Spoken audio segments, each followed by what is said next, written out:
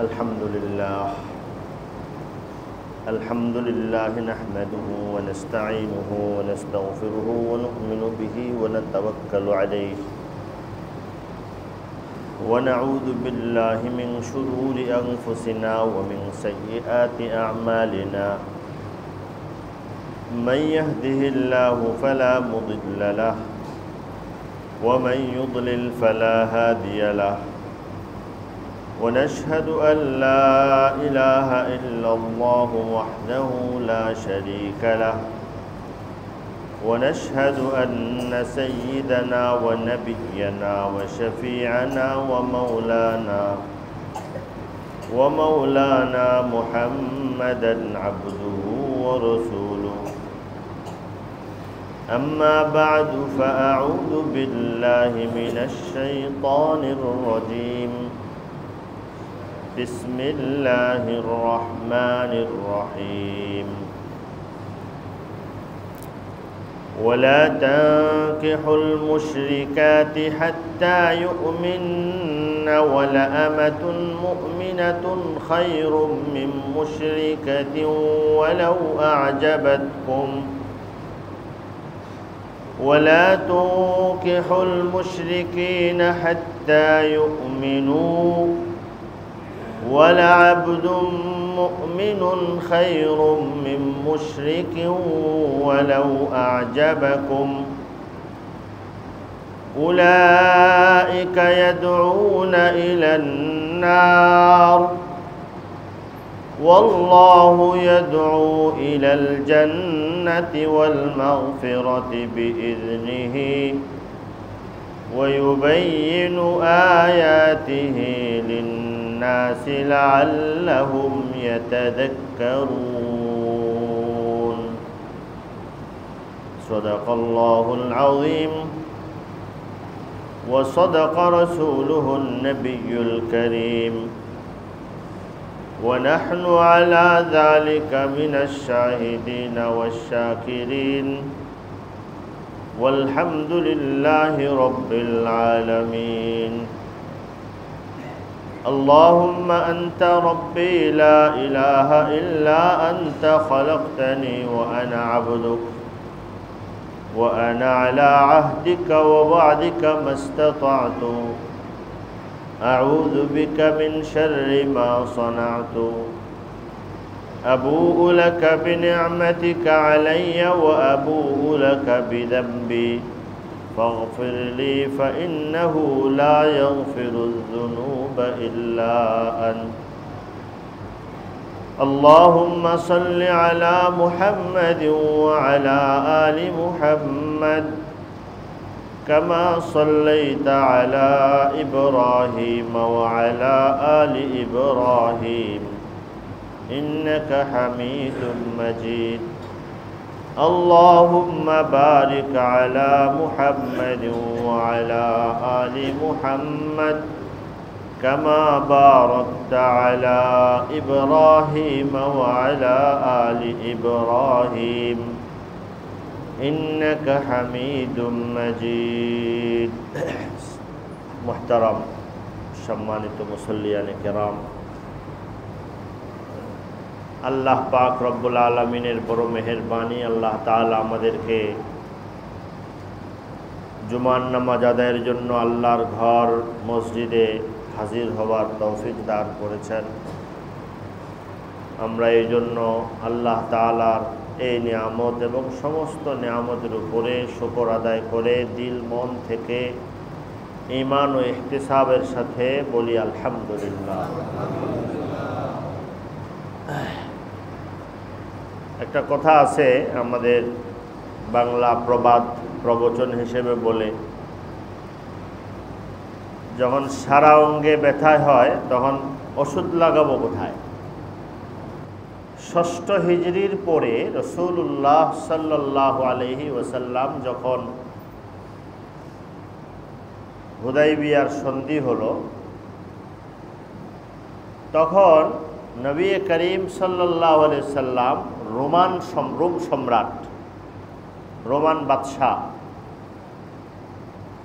এখনের রোম আর ওই সময়ের রোম এক না। এখন তো রোম একটা ছোট্ট এরিয়ার নাম, ইতালির রোম। তখনকার এই রোম সাম্রাজ্যটা বর্তমান ফিলিস্তিন পর্যন্ত, জর্ডান পর্যন্ত ছিল। জর্ডান, ফিলিস্তিন থেকে শুরু করে ইতালি পর্যন্ত পুরো অংশটা কি ছিল? ওই ইউরোপের একটা বিরাট অংশ, এটাকে রোম বলা হতো।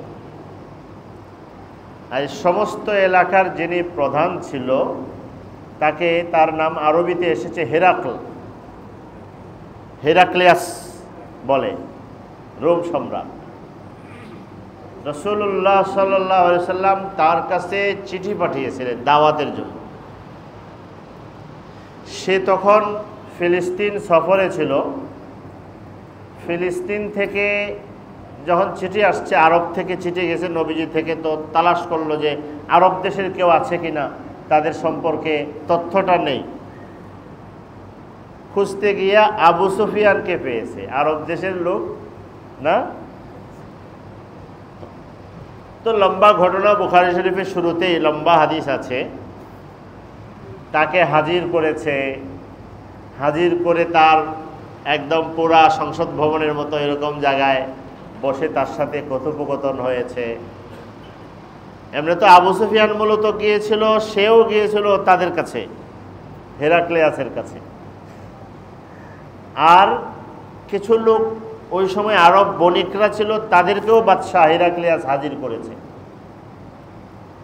লম্বা ঘটনা এবং অনেক কৌশল্য সে করেছে। আবু সুফিয়ানকে বসাইছে, আরবের যারা বণিক যারা পাইছে তাদেরকে পিছনে বসেছে, চোখাচোখি না। আবু সুফিয়ানকে সে তখন কিছু প্রশ্ন করেছিল। আমার এই পুরা হিস্টোরি প্রশ্ন বলা আমার উদ্দেশ্য না। দুটো কথা এখানে প্রসঙ্গক্রমে আসছে, একটা বলে একটা প্রাসঙ্গিক শুধু। সেটা হলো আবু সুফিয়ানকে ইসলাম সম্পর্কে কিছু প্রশ্ন করেছে। তখন তো আবু সুফিয়ান মুসলমান হন নাই। ইসলামের শত্রু মানে এক নম্বরের কি শত্রু। কিন্তু আবু সুফিয়ান তখন ওই ইসলামের এক নম্বর শত্রু হওয়া সত্ত্বেও প্রশ্নগুলোর উত্তর মিথ্যা বলতে পারে নাই, সত্য সত্য উত্তর দিয়েছে। শুধু যেখানে একটু চান্স পাইছে একটু কথা ঢুকাই দিছে, দিয়ে বলতেছে আমি মিথ্যা বলি না। এই জন্য এখানে আমার এলাকার কিছু লোকজন ছিল, আরও মানুষ। আমি যদি আজকে মিথ্যা বলি তাহলে ওরা আমার নামে এই বদনামটা ছড়াইয়ে পড়বে যে আমি মিথ্যা বলেছি। এই বদনামের ভয়ে আমি মিথ্যা বলিনি। তো আমরা তো ওই যুগকে জাহিলিয়াতের যুগ বলি, ওখানে আবু সুফিয়ানে বদনামের ভয়ে মিথ্যা বলে না। আর আমরা আল্লাহর ভয়েও মিথ্যা ছাড়তে পারি না, নাউযুবিল্লাহ। এটা প্রাসঙ্গিক কথাটা আসলে ওই জন্য বললাম। দ্বিতীয় কথা, আবু সুফিয়ানকে যে প্রশ্নগুলো হেরাক্লিয়াস করেছিল এর মধ্যে একটা প্রশ্ন ছিল, আচ্ছা বলো তো মুসলমানদের মধ্যে হাল ইয়ারতাদ্দু আহাদুম মিনহুম, কোনো মুসলমান কি সুখতাতান লিদীনিহি, ধর্ম ইসলাম গ্রহণ করার পর ইসলামের মধ্যে ভালো না পাইয়া অপছন্দের কারণে মুরতাদ হয়ে যায়, এমন আছে? আবু সুফিয়ান বলেন না। ইসলাম নিয়ে আমরা এত প্রোপাগান্ডা ছড়াই, ইসলামের এত বিরোধিতা আমরা করি, ইসলাম গ্রহণ করলে তারে শাস্তি দেওয়া হয় মক্কায়, তখন বেঁধে রাখা হয়, কত কিছু করা হয়, কিন্তু কোনো আল্লাহর বান্দা ইসলাম গ্রহণ করার পর সে ইসলাম ছেড়েছে এমন রেকর্ড পাওয়া যায় না। কে বলতেছে? আবু সুফিয়ান। আবু সুফিয়ান তখন মুসলমান, কাফের অবস্থা। এটা একটা ঐতিহাসিক তথ্য। তখন হেরাক্লিয়াস বলেছে এটা একটা বড় প্রমাণ। ঈমান যখন সঠিক ধর্ম দিন, আর এই দ্বীনের ঈমান এবং বিশ্বাস যখন ইদা খালাতাত বাশাশাতুহুল কুলুবা, যখন তার হৃদয়ের পর্দায় স্পর্শ করে, তখন তার এখান থেকে দূর হইতে পারে। তো এটা একটা ইসলামের একটা বড় বৈশিষ্ট্য ছিল। মানুষ খাঁটি জিনিস, আমরা তো বলি খাঁটি জিনিস পাইলে তারপরে সে এই জিনিস আর মহব্বত ছাড়তে পারে, যে খাঁটি ঘি খাইছে, খাঁটি মধু খাইছে, এ ভেজাল রে কখনো এই খাঁটির জায়গায় দিতে। ইসলামের এটা একটা বৈশিষ্ট্য ছিল যে ইসলাম দিন ধর্ম কেউ যদি আসলেই গ্রহণ করে তাহলে ঠিক মতো করলে সে এটা আর ছাড়তে পারে। তো তখন নবীর যুগেই শুরু হয়েছে, মুনাফিকরা শুরু করছে আরেক চাল। খাঁটি মুসলমান হলে তো কেউ ইসলাম ছাড়তে পারে না। মুনাফিকরা চাল শুরু করেছে, সেটা হলো কিছু বেঈমান মুনাফিকরে প্ল্যান করে কইছে তোমরা ইসলাম গ্রহণ করবা, ইসলাম গ্রহণ করে ভাব দেখাইবা আমরা খাঁটি মুসলমান। কয়েকদিন যাইবা, নামাজ টামাজ পড়বা, সকালে যাইবা, আবার কয়েকদিন পরে তোমরা কইবা আমরা এই ইসলাম ভালো লাগে না, এটা ভালো না, আমরা ছেড়ে দিলাম, ইসলাম ধর্ম ত্যাগ করবা। তবে প্ল্যান করে তারা মুরতাদ হওয়ার, মহড়া দেওয়ার ষড়যন্ত্র করেছে। আল্লাহ পাক রব্বুল আলামিন এতে অনেকগুলো সমস্যা। একটা সমস্যা হলো এর দ্বারাতে একটা সঠিক সত্য ধর্ম এর দাওয়াতের পথ বন্ধ করার ষড়যন্ত্র করা হয়। একজনে খাঁটি ঘি আপনি একজনে বিক্রি করতেছে কথার কথা, আর একজন যদি ইচ্ছা করে কয় আমি একটু খাইয়ে দেখি খাঁটি ঘি, খাই তিতা, গন্ধ, পচা, তাহলে আরো দুইজন দেখা কি করবে, উনি খাইয়া যখন বলতেছে পচা, তার মানে এটা কি না, আসলে খেয়ে পচা বলতেছে কি জন্য, আসলে তারা খারাপ লাগছে না, ইচ্ছা করে ষড়যন্ত্র বলো। তো এইরকম ষড়যন্ত্র আপনি আপনার কোনো একটা ক্ষেত্রে আপনি গ্রহণ করবেন, মেনে নেবেন, অসম্ভব, এটা হয় না। এই জন্য রাসূলুল্লাহ সাল্লাল্লাহু আলাইহি ওয়াসাল্লামকে আল্লাহ পাক ওহীর মাধ্যমে জানাই দিয়েছেন মুনাফিকরা এই ষড়যন্ত্র শুরু করেছে। আমিনু ওয়াজহান নাহার ওয়াকফুরু আখিরাহু, সকালে আইসা মুসলমান হইবা দল বেঁধে, বিকালবেলা স্লোগান দিয়ে দিয়ে বেরোয় চলে যাবা। তাতে হলো ইসলামের দাওয়াতের পথ রুদ্ধ হবে, বন্ধ হয়ে যাবে, আর অনেক দুর্বল ইমানের লোকের মনের মধ্যে সন্দেহ তৈরি হবে। আপনারা জানেন ইসলামের স্বতঃসিদ্ধ বিধান, আল্লাহ বলেছেন লা ইকরাহা ফিদ্দিন কাদ তাবায়্যানার রুশদু মিনাল গাই। আল্লাহ সত্য দিনের পরিচয়ের জন্য যা যা দরকার সব আল্লাহ ক্লিয়ার করে রেখে, পরিষ্কার করে রেখে দিয়েছে।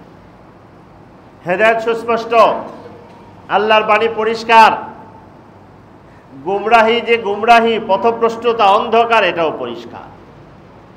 এই জন্য কাউকে আল্লাহ তাআলা জোর করে মুসলমান বানাইতে বলেন নাই। এমনকি জোর করে মুসলমান বানাইলে এটা ইসলামই হয় না। ইসলাম তো হয় যে অন্তরের আগ্রহ থেকে গ্রহণ করলেই সে মুসলমান হয়।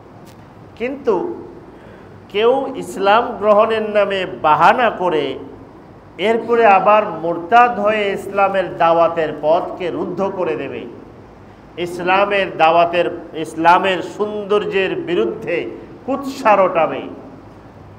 ইসলাম এমন কোনো অসতর্ক, এমন কোনো অগুছালো, এমন কোনো শৃঙ্খলাবিহীন কোনো ধর্ম না। একটা সুশৃঙ্খল জামাত, একটা সুশৃঙ্খল দল, একটা সুশৃঙ্খল না বাহিনীও আমাদের দেশে, যে কোনো রাষ্ট্রে একটা সুশৃঙ্খল বাহিনীও এটাকে মেনে নেয় না। যে ঠিক আছে আপনি সেনাবাহিনীতে যোগ দেবেন কি দেবেন না, এটা আপনার ইখতিয়ার, ইচ্ছাধীন। আপনি ইন্টারভিউ দিয়ে, পরীক্ষা দিয়ে পাশ করে ভর্তি হইতে পারেন, কিন্তু ভর্তি হয়ে সব নিয়ম কানুন, ট্রেনিং নিয়ে সব রহস্য, অ্যাটম বোমের সব কি ওয়ার্ড সব গ্রহণ করে এরপরে বলেন আমি নাই, আমি ইন্ডিয়া চলে যাব, আমি অমুক দেশে চলে যাব, এই সুযোগ কোনো সুশৃঙ্খল বাহিনী কাউকে দেবে। একটা রাষ্ট্রের নাগরিকত্ব গ্রহণ করার আপনার ইখতিয়ার আছে। আপনি এখান থেকে ব্রিটেনে গিয়ে নাগরিকত্ব নিতে পারেন, আমেরিকাতে, কানাডাতে গিয়ে নাগরিকত্ব নিতে পারেন, কিন্তু রাষ্ট্রদ্রোহী হয়ে ওই দেশে আপনাকে থাকার অধিকার কেউ দেবে না। ইসলাম এই জন্য কাউকে ইসলাম গ্রহণ করতে বাধ্য করে না, কিন্তু কেউ যদি ইসলাম গ্রহণ করার পর ঘোষণা দিয়ে ইসলাম দেশে বসে ইসলাম ত্যাগ করেছি, আমি মুরতাদ হয়ে গেছি, এরপরে ইসলামের নামে কুৎসা রটাবে, এই সুযোগ ইসলাম দেয় না। এই জন্য ইসলাম বলে ইসলামে মুরতাদ যে স্বঘোষিত ধর্মত্যাগী, ইসলাম ধর্মত্যাগ, তার ব্যাপারে যেমন সাধারণ একটা ছোট রাষ্ট্র তার রাষ্ট্রদ্রোহীকে সহ্য করে না। রাষ্ট্রদ্রোহীর জন্য সর্বোচ্চ শাস্তি মৃত্যুদণ্ড, আরও কঠোর কঠোর। ইসলামও মুরতাদকে সহ্য করে না, মুরতাদের জন্য শাস্তি রেখেছে ইসলাম মৃত্যুদণ্ড। আর আসলে ইসলাম ধর্ম এমন নয়, কেউ যদি এই দিন গ্রহণ করে, গ্রহণ করার পর এই দিন ছাড়ার কথা নয়। এটাই ইতিহাস ছিল। আফসোসের কথা হলো ঈমানের দুর্বলতা, ঈমানের গুরুত্বহীনতা, ঈমানের স্বাদ আস্বাদ মিষ্টতা, ঈমানের অপরিহার্যতা, দুনিয়ার তুচ্ছতা ও আখেরাতের মুক্তির, যে আখেরাতের মুক্তির যেটা আসল জিনিস। কুল্লু নাফসিন যায়িকাতুল মাউত ওয়া ইন্নামা তুওয়াফাউনা উজুরাকুম ইয়াওমাল কিয়ামাহ ফামান যুহজিহা আনিন নার ওয়া উদখিলাল জান্নাতা ফাকাদ ফাজ। আরে কোনোভাবে এই দুনিয়ার পথ পার করে যদি কেউ জান্নাতের ঠিকানাটা পেয়ে যেতে পারে, ও কামিয়াব, সে কামিয়াব, সে আসল সাকসেসফুল। জাহান্নাম থেকে মুক্তি পেয়ে জান্নাত পাওয়াটাই তো আসল সাকসেস। লা ইলাহা ইল্লাল্লাহ, এই উপলব্ধিটা হারিয়ে গেছে।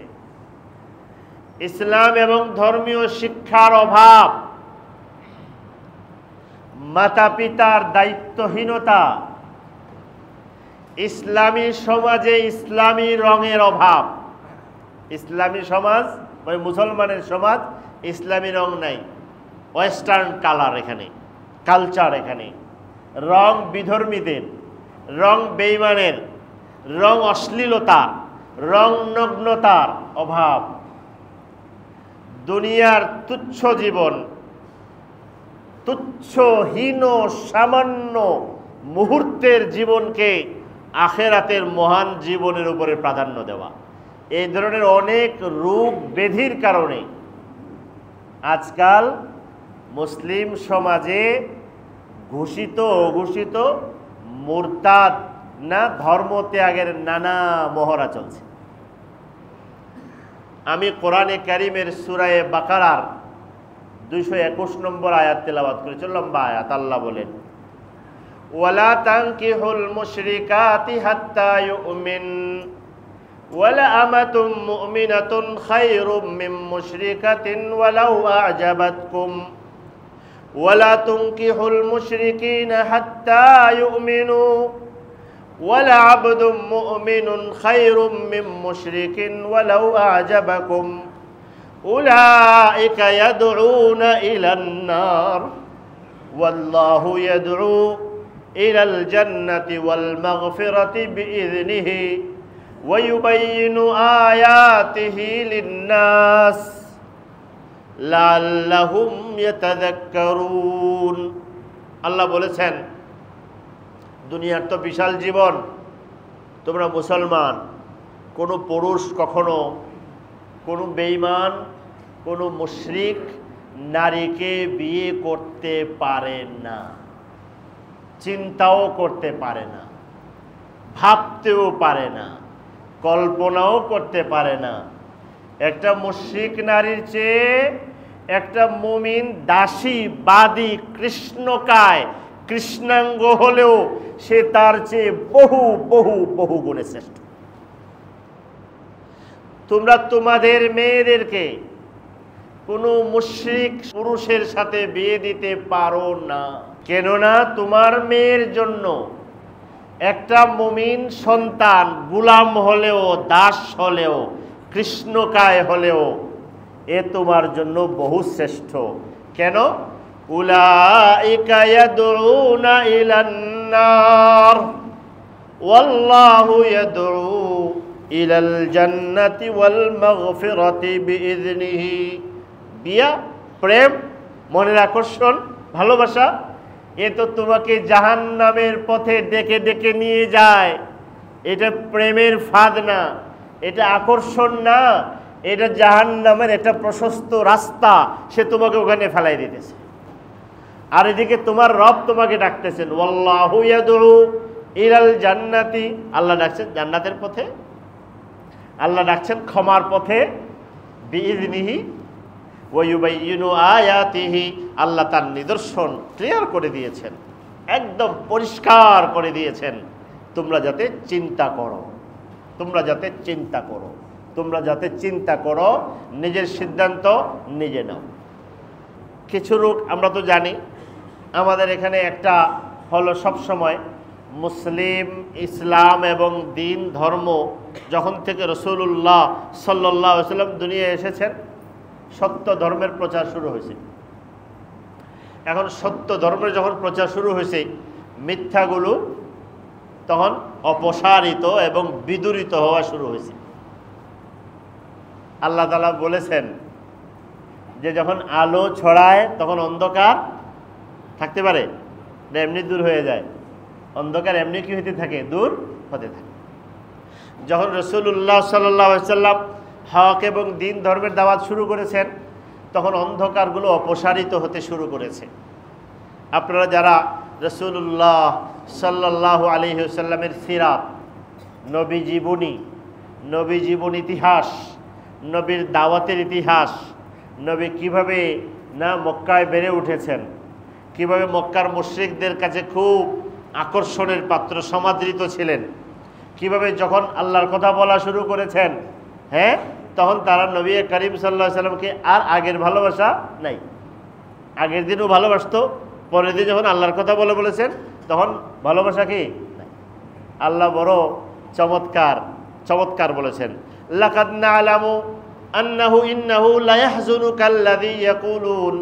আল্লাহ বলেন, হে নবী, আমি জানি মক্কার মুশরিকরা আপনাকে খুব ভালোবাসে, খুব পছন্দ করে, আপনার মতো মানুষ তারা চায়, কিন্তু তারা আপনার সাথে দুশমনি করে না, এরা আপনাকে মিথ্যাবাদী করে না। যখন থেকে আপনি আমার কথা বলা শুরু করেছেন, আমার পক্ষ নিয়েছেন, তখন তারা আপনাকে মিথ্যাবাদী প্রতিপন্ন করা শুরু করেছে। তাইলে এরা আপনাকে মিথ্যাবাদী বলে না, বলে কারে? আমাকে। আল্লাহ বলতেছেন এরা আমাকে মিথ্যাবাদী বলে, এর দুশমনিটা আমার সাথে। আপনি দুঃখ করেন না, আপনি কষ্ট পায়েন না।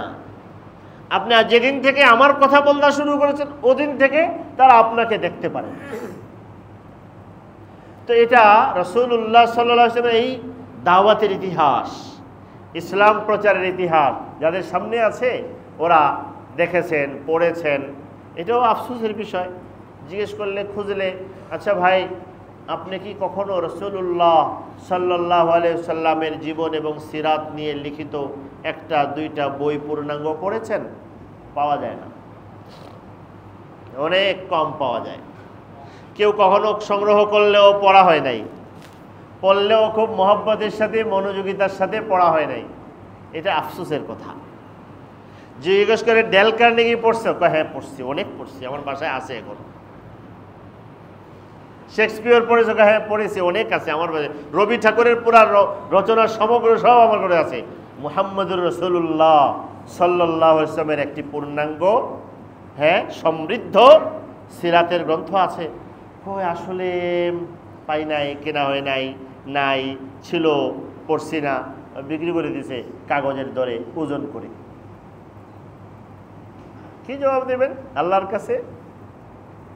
কি জবাব দেব? আল্লাহ যদি বলে, তোমার কাছে রবীন্দ্রনাথ সমগ্র ছিল, তোমার কাছে বঙ্কিমচন্দ্র ছিল, তোমার কাছে অমুক ছিল, সাজায় রাখছো তোমার ঘরে, কিন্তু আমি যে নবীকে সাইয়্যিদুল মুরসালিন বানাইয়া পাঠাইছিলাম, যার নামে সকাল সন্ধ্যা দরুদ পড়েছ, প্রতি নামাজে দরুদ পড়ার কথা বলেছি, তার কথা তোমার হৃদয়ে একবারও জাগেনি, অনুরণিত হয়নি যে তার কথাটা, তাকে একবার জানি, তাকে একটু দেখি, তার প্রতি আমার হৃদয়ের মমতা গড়ে উঠবে কখন, কিভাবে আমি একটু শুনি তাকে, এই কথা তোমার মনে হয় নাই। তুমি এর জবাব কি দিবা? তুমি তো যে আসমান ও জমিনের নিচে, আসমানের নিচে ছিলে, যেই জমিন না, এই নিশ্চল পৃথিবী, আমি নিশ্চল বলতে বৈজ্ঞানিক ভাষায় বলি নাই, বৈজ্ঞানিক ভাষায় হলো পৃথিবী সচল, কিন্তু আমাদের জন্য পৃথিবী হলো, আল্লাহ বলেছেন ওয়াল আরদা ফিরাশা, তোমার ভূমিটাকে তোমার জন্য আমি নিশ্চল বিছানার মতো আরামদায়ক বানায় দিয়েছি। মাঝে মাঝে একটু নাড়া দেই, ভূমিকম্প হয়, তখন তুমি তোমার নিজের ঘরে বয়ে অসহায়ত্ব অনুভব করো, আমি শেষ, সব ভেঙে চড়ে চুরমার হয়ে যায়। তোমার জন্য আমি ভূমিকে, এই পৃথিবীকে নিশ্চল আরামদায়ক বিছানার মতো বানিয়ে দিছি, যে উদ্দেশ্যে। আর আমি যে নবী মুহাম্মদুর রাসূলুল্লাহ সাল্লাল্লাহু আলাইহি সাল্লামকে পাঠিয়েছি, তাকে তোমার একবার জানারও মন চাইলো না? এটা কেমন? ও তো যাই হোক, নবী করিম সাল্লাল্লাহু আলাইহি সাল্লামের এই জন্য আমি আরও বলি আমাদের এবং আমাদের সন্তানদের, এখন তো মাশাআল্লাহ বাচ্চাদের উপযোগী করে শিশু সাহিত্যের অনুকূলে নবী করিম সাল্লাল্লাহু আলাইহি ওয়াসাল্লামের জীবন এবং সিরাতের নানা বাংলায় প্রচুর বই বের হয়েছে। রকমারিতে সার্চ দিলে বের হয়ে যায় অনেক, এক জায়গায় গেলেও আপনি জিজ্ঞেস করলেও পাবেন।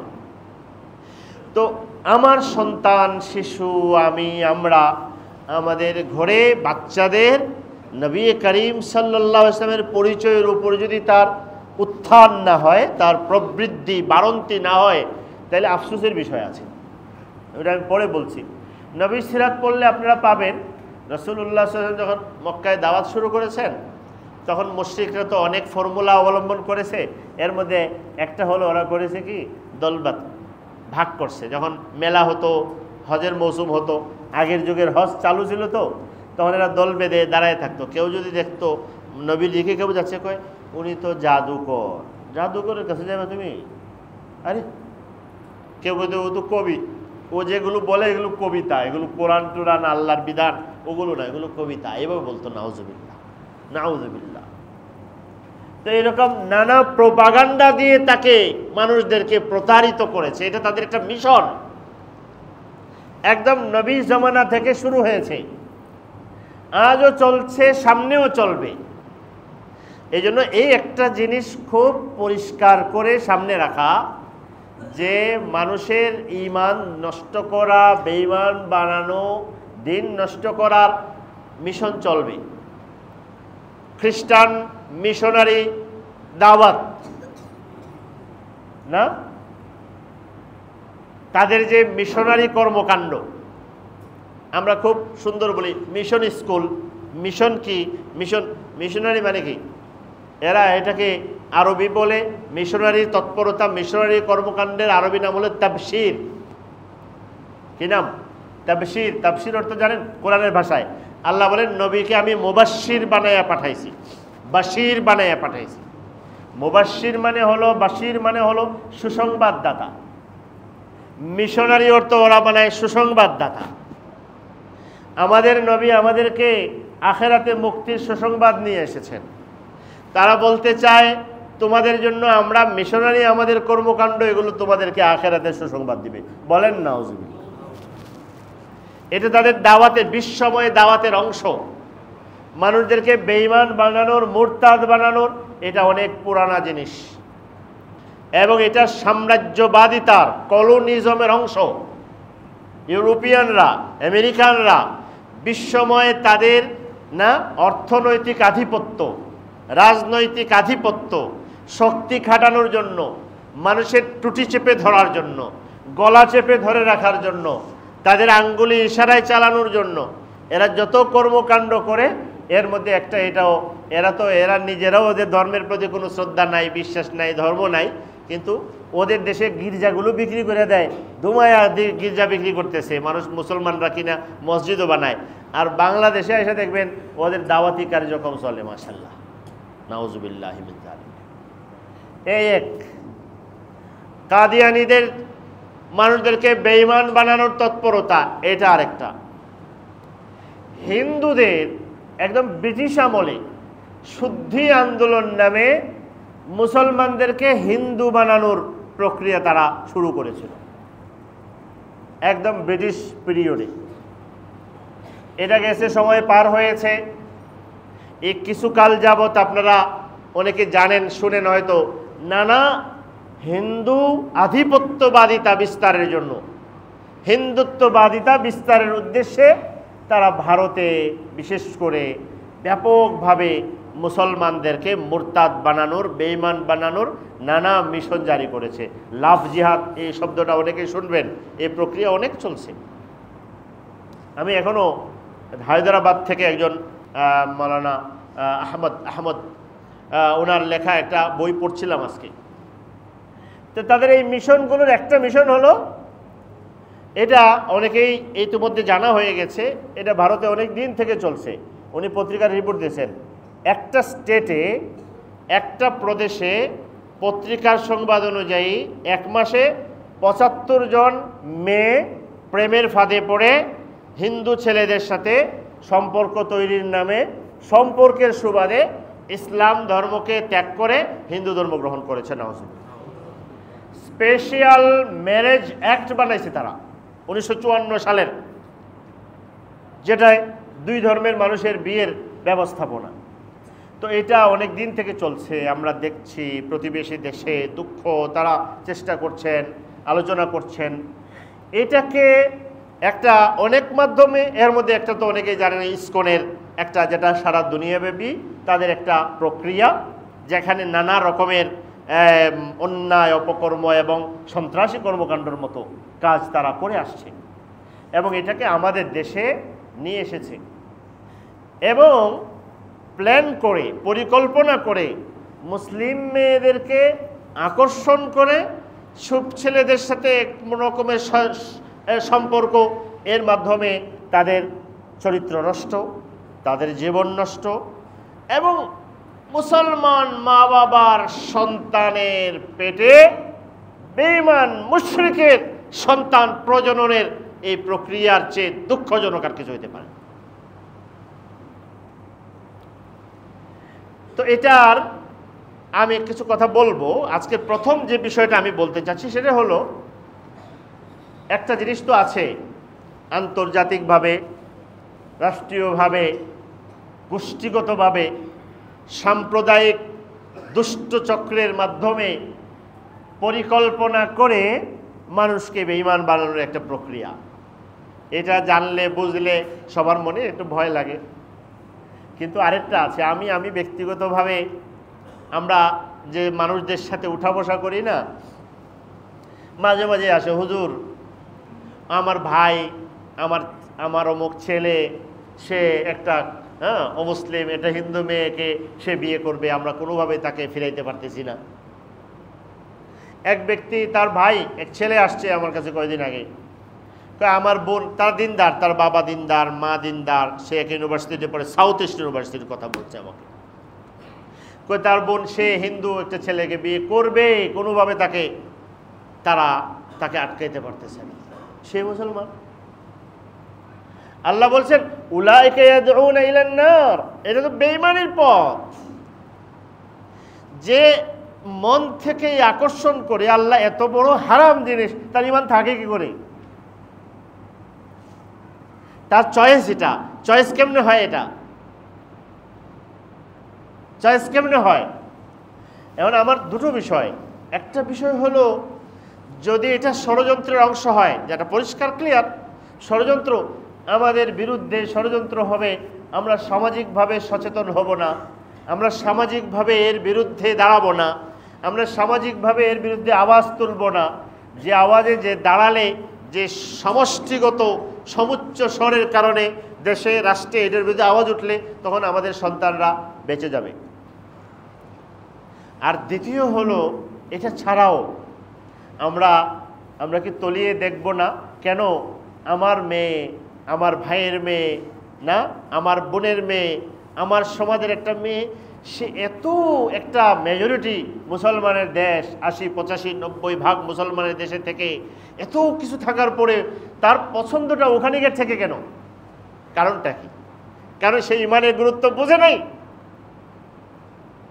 তার কাছে ইমানের মূল্য নাই। তা আমার ঘরের সন্তান, সে ইমানের মূল্য নাই, এটা কেমনে হলো? এটা কারণ তার কাছে দুনিয়ার ওয়ামাল হায়াতুদ দুনিয়া ইল্লা মাতাউল গুরুর, দুনিয়ার তুচ্ছ সামান্য সময়ের মনের একটা আকাঙ্ক্ষা পূরণ, যেটা সবাই জানে যে আকাঙ্ক্ষা আসলেই পূরণ হয় না, কতক্ষণ আকাঙ্ক্ষা থাকে না, আবার দুশ্মনী হয়ে যায়, মুহূর্তের সম্পর্ক আবার মুহূর্তেই ভেঙে পড়ে। এই মুহূর্তে ভালোবাসায় একজন একজনের জীবন দিয়ে দেয়, আর একটু পরে আবার একজন একজনের জীবন নিয়েও নেয় কি না?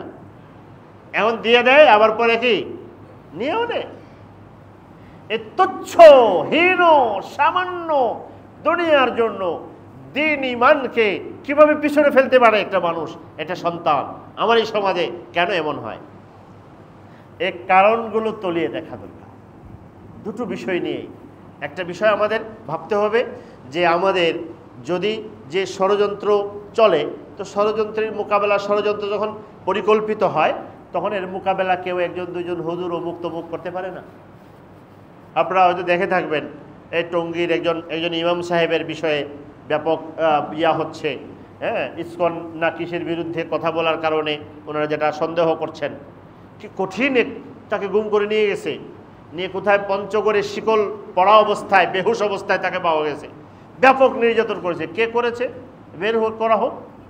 কিন্তু দেখেন এই সমস্ত ব্যাপক ঘটনাকে আমাদের দেশের মূল ধারার পত্রিকা যেগুলো আছে, মিডিয়া, এরা এগুলোকে কভার করে না, এগুলোকে তারা আমলেই নেয় না। এদিকে পান থেকে চুন খসলে তারা আসমান জমিন ভেঙে ফেলে, আর এদিকে এটা করে না কেন? সমাজ কোন দিকে যাচ্ছে? আমি আপনাদের ইতিহাস শোনাবো। ফিলিস্তিনের গাজা নিয়ে আমরা কান্দি, দোয়া করে পেরেশান হই, সব হই, কিন্তু ফিলিস্তিনের গাজা নিয়ে সতর্কতার একটা লম্বা সময় পার হয়েছে। ইহুদিরা এখানে যখন এসেছে তখন ইহুদিদের কাছে জমি বিক্রি ফিলিস্তিনের মুসলমানরাই করছে, এদের সাথে বৈবাহিক সম্পর্ক করেছে, বিশাল ইতিহাস আছে। ইহুদি মেয়েরা এসে এসে ষড়যন্ত্রমূলকভাবে বিয়ে বসছে মুসলমানের কাছে, মুসলমানরা মহব্বতের নামে ওদের সাথে বিয়ে বসেছে। এগুলোর ফিল্ম বানানো হয়েছে তো আকর্ষণ তৈরি করার জন্য, মানুষকে করার জন্য। এর একটা দীর্ঘ ইতিহাস গেছে, যেতে যেতে এক সময় লাঠি তলোয়ার হয়ে গেছে, তলোয়ার ক্ষেপণাস্ত্র হয়ে গেছে, ক্ষেপণাস্ত্র অ্যাটম বোম হয়ে গেছে। কে বানাইছে? এই জন্য আপনার ভবিষ্যৎ, আমাদের এই ভবিষ্যৎ কিন্তু আছে সামনে। আমাদের এই ভবিষ্যৎ রক্ষা প্রজন্ম, দেশ, আপনি বলা নেই আগামী দিন কি হয়। এই জন্য জাতীয়ভাবে সামগ্রিক সচেতনতা জরুরি।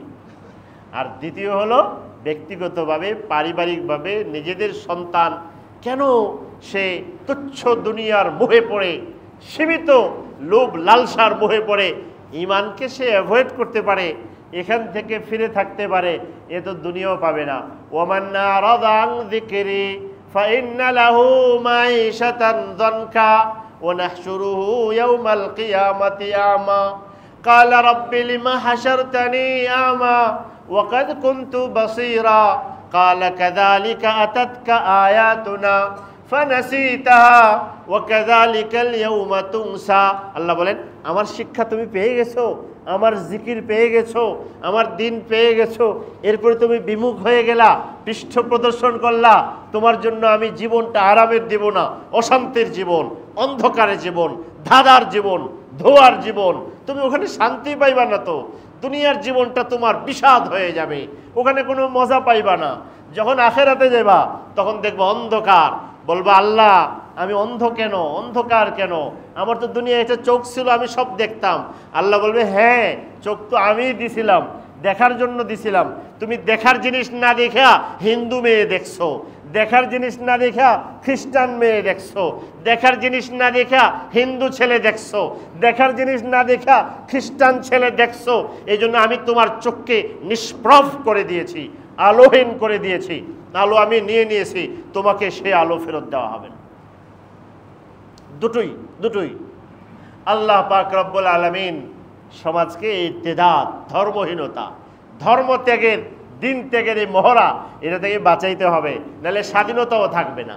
স্বাধীনতা এবং ঈমান, আমাদের স্বাধীনতা আমাদের ঈমানের সাথে, ঈমান এবং দিন ধরে রাখলে স্বাধীনতা থাকবে, ঈমান দিন ধরে না রাখলে স্বাধীনতা থাকবে না, এটাই কথা। আল্লাহ পাক রব্বুল আলামিন এই জাতিকে হেফাজত করেন, আমাদেরকে হেফাজত করেন, আমাদের ঈমানকে হেফাজত করেন। আমিন। ওয়া আখিরু দাওয়ানা আলহামদুলিল্লাহি রাব্বিল আলামিন।